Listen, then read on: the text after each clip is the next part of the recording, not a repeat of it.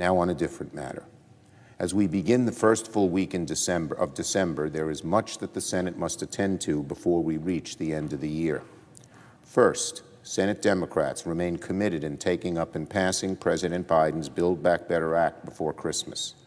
As I outlined in a letter to my caucus this morning, Senate Democrats have been working furiously to clear the necessary steps to achieve this goal.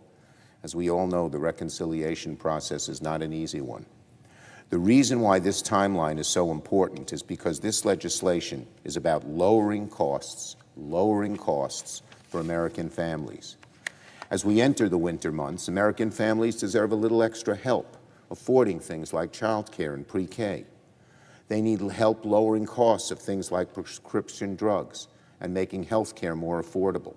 And families need to know that critical programs like the child tax credit will continue uninterrupted.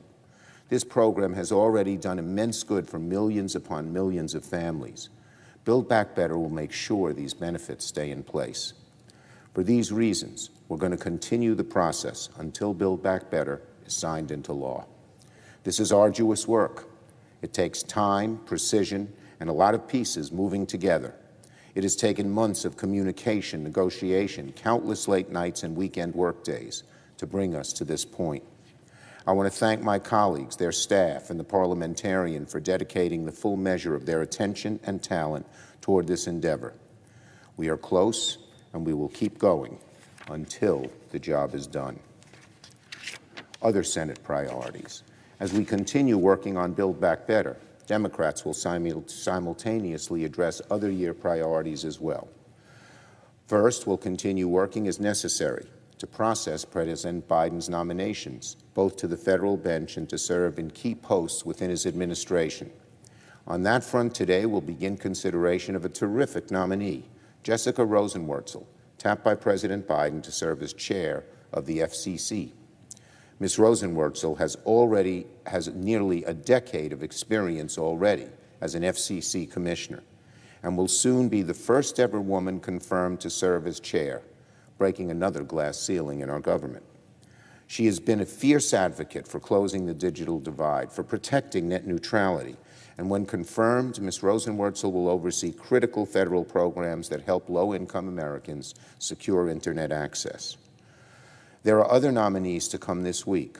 Regrettably, if our Republican colleagues continue their holds on various individuals, senators should prepare for the possibility of late nights and votes on the weekend.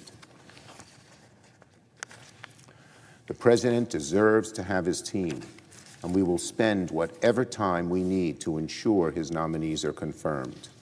And finally, Madam President, Democrats will also continue addressing other issues before this year.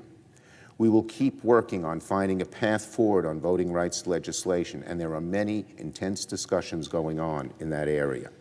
We will also work to address the debt limit and preserve the full faith and credit of the United States. And I want to thank Leader McConnell for his cooperation in that regard. And this week, we also anticipate we'll be able to reach a final conference agreement on the NDAA. Congress has passed the annual defense bill without fail for roughly 60 years, largely on a bipartisan basis. I expect this year will be no different. So there's a lot of work to do, Madam President. It will likely take weekends and late nights to get it done, but we'll continue forging ahead on behalf of the American people. I yield the floor.